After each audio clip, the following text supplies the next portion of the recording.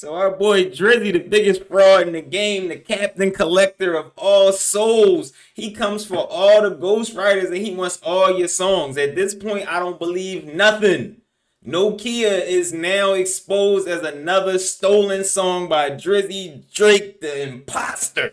I'm tired of this dude. When it comes to Drake, as right now Nokia is the last thing that Drake has even kind of had going for him, and he is trying to turn this song into the anthem that will save his entire career as we speak. Shot. As now this is the only song left from Drake's SSS for You album that is being looked at under a microscope because it's the only thing that didn't just come and go right after it dropped. After diving into the origins of this record and how Drake exactly made one song that has not flopped since his downfall has started, what has now been discovered is that with every single part of this record that is considered even slightly memorable, Drake did not have any part in making this song, and only just stamped his name on the final thing after doing none of the work. And with everything else that has already been going against the guy, this could have never came at a worse time, and it has never made him look like more of a fraud. And now before we go any further into all of this, be sure to leave a like and subscribe.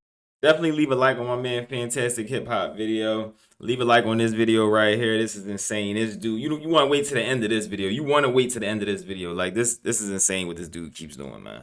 It helps me out a ton, and as what just happened has shown that Drake's biggest song right now didn't even come from him, really be sure to leave that like so hip hop can once and for all see how much Drake has tried to deceive all of us. And so now with that said, when it comes to Drake, with the controversy surrounding how Nokia was made, everything coming out is really putting into perspective one of the most telling moments about the current state of where Drake's career is at as a whole. Because really what this is showing is that even when Drake is making us all think that he is up with this record, it's all an illusion because it didn't actually come from him, and the only reason he has had any success to his name recently is because another artist had a decent idea which he just fully stole. And now what has come out that has just made Drake look worse than ever has been a recent finding with an artist who goes by the name Elkin, who is credited on this song for vocals and production, but nobody would have expected his impact on this song to be this big. Because with a guy who has respect in the industry and who has worked in the background for songs from big names like Metro Boomin and Russ, with this Nokia record, he had the entire thing done in October with just his own voice, and all the catchy parts from the Who Callin' My Phone intro, and also the beat drops and switches, and with the whole roll call of names and samples. And with all of this, and again, this isn't just the instrumental or a small section that played here, but it's the entire melody and arrangement of the track with all of its memorable parts and all of its vocals, except it's just not Drake's voice and instead his own.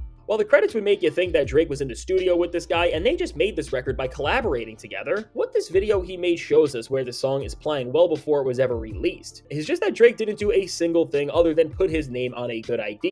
And this is how it always happens. If you watch my other videos, I broke down the process of how the biggest artists get these songs.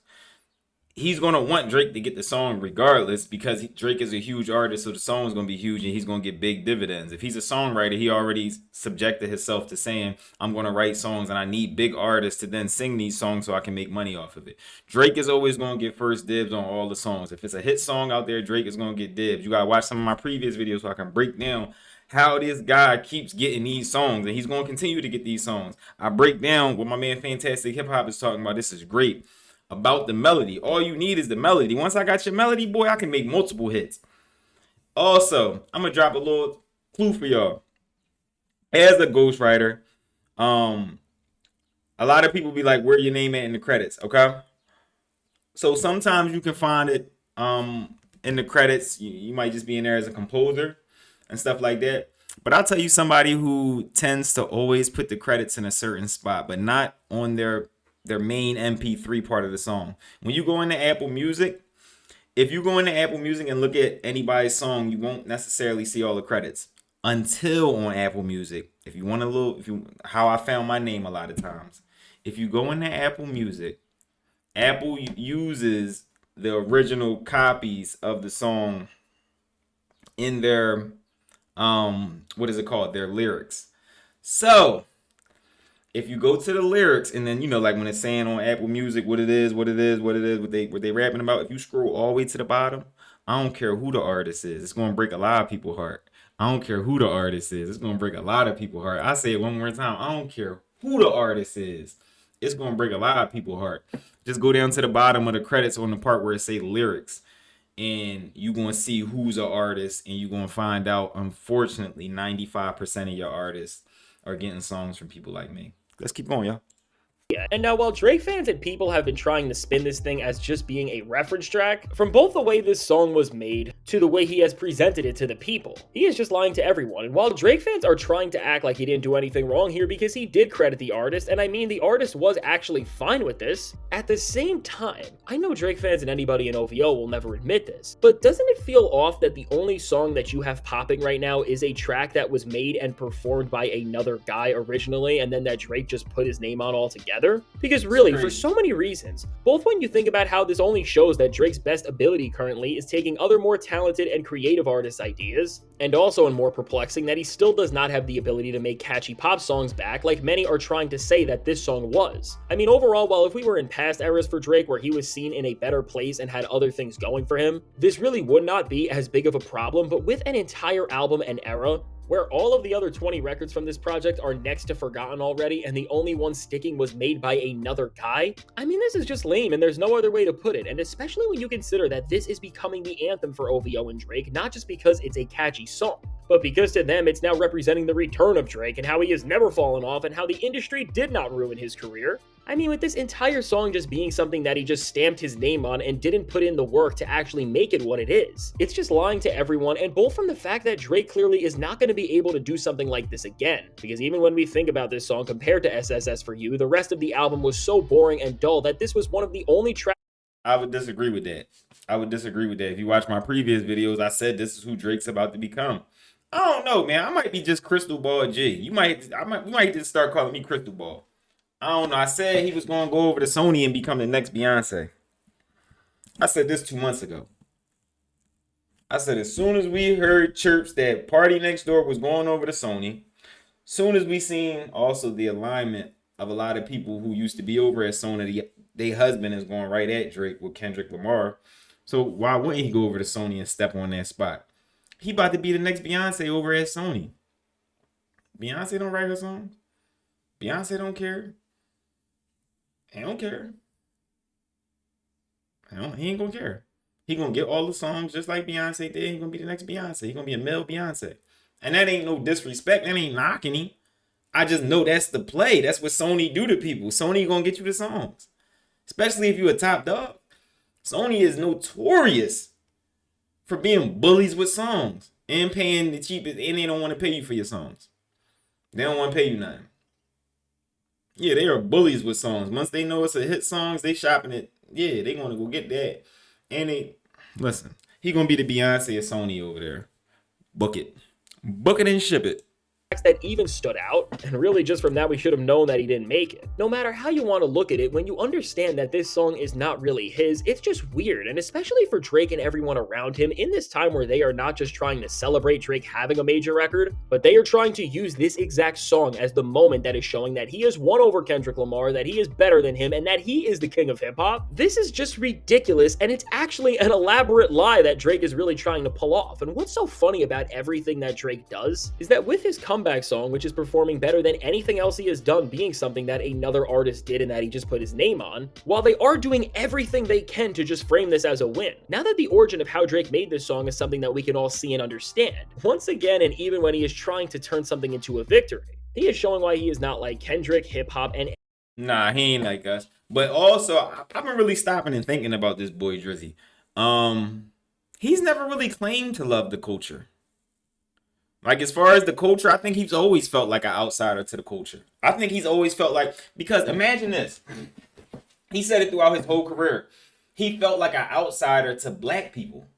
And I'm just like, I'm an energy person. I'm an empathic. I think far. I don't know how you can feel like you're not even accepted by black people, but you're accepted by the culture of hip hop. And during your come up about how you felt about black people, you really felt the way. You felt the way that you weren't accepted. I don't know if that transmuted into like more love. I don't think you got major love for black people in the culture. I don't think Drake got none of that in him. He's never shown that he had any of that in him. If anything, he's only taken from the culture. He's never given back to the culture. Nothing. He's never done any of that. He's made it look like he wanted to do those things, but he's never done any of that stuff. So with this right here, and like I said, he's not going anywhere because he's going to keep getting these songs from Sony. Sony's now going to make sure he gets these songs. And now that the cat's out the bag, I guess he could just do his own thing and really just steal all the songs that he wants to steal. But this is what we've been new. This is what I've been saying for the last 3 months. This dude Drizzy is nothing but a thief of songs. I don't think anything is original at this point.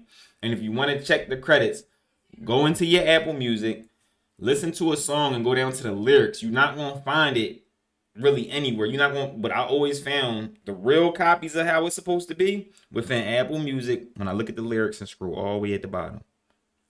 It's gonna break a lot of hearts. You're gonna go to Jay-Z songs, you're gonna go to Nas songs, you're gonna find some crazy stuff, and you're gonna be like, well, man, there's nobody singing on the hook.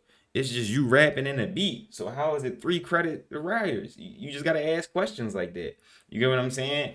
And then you gotta look up the writers and see who those people are. Are they songwriters? Are they producers? Because sometimes producers can get a credit. Don't get me wrong, producers get credits. You get what I'm saying? I've been in the booth and I say I be harmonizing, and the producer pop out with a harmony. I be, ooh, that's it. There's nothing wrong with that. There's nothing wrong with that. You'll get different credits, but when you look up them credits and they say just songwriter or something like that, you're gonna be like, oh man, all right, because it's only you on the song. It's only you on the song, and that's just how the game goes. And also, you really can't stop him from getting songs at this point because he is now going to take the space vacated by Beyonce over at Sony. He's been eyeballing that spot for a while now, and really, that's the merry-go-round of the music industry. It go UMG, Sony, you know, Sony, UMG, bounce back and forth. When you ready to re-up, because you usually get your solo deal with one of them, then you get your distribution with the other. That's just how this thing goes, man. It's been going like that for years. Ask Michael Jackson, ask Beyonce. That's just how it goes. All right. So it's your boy, What's Up G, back with another banger. I hope I gave you some insight on this one. I just been talking to y'all more. You get what I'm saying? I'm gonna tell y'all more stuff that I know and I've seen in the industry. And I'm the realest. I'm the realest on music. I'm the realest talking this. I've been noticing like a lot of YouTubers, they're just playing the bias game. And I don't think that's fair to hip hop. You get what I'm saying? I don't think we should just be biased. I think we should call everything as it is. I had some comments yesterday saying, I was wrong for saying that Drizzy had a win yesterday and a small win. I wasn't wrong for that. That's just because I don't want to be completely biased and not report on the news for what it is. If we just change the news for like no, if he has a small win on just getting some paperwork for documents that he wanted that builds his case, then that's a small win for him and his camp.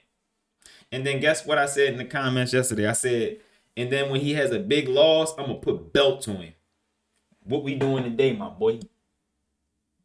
So it's like you just gotta be real and you gotta be thorough at some point and not just be on the internet just saying anything. You get what I'm saying? Like, why would you even want to follow somebody that just is one sided towards a situation? How could you ever believe somebody that's not impartial, that can't see a little bit of both sides? Like, I don't gotta rock with you, but I can tell the truth. So because I rock with you, I gotta become a liar. I gotta throw away my integrity. No, I'm not. I'm gonna call it like I see it. Yeah, I might have my feelings towards Drizzy and I'm gonna grind him up, but I'm gonna still call a spade, no matter how it go. And that's why MG reacts, and that's why I am the realest. All right. So it's your boy G. If ain't nobody told you they love y'all, I love y'all. I'm out, y'all. Let's get it.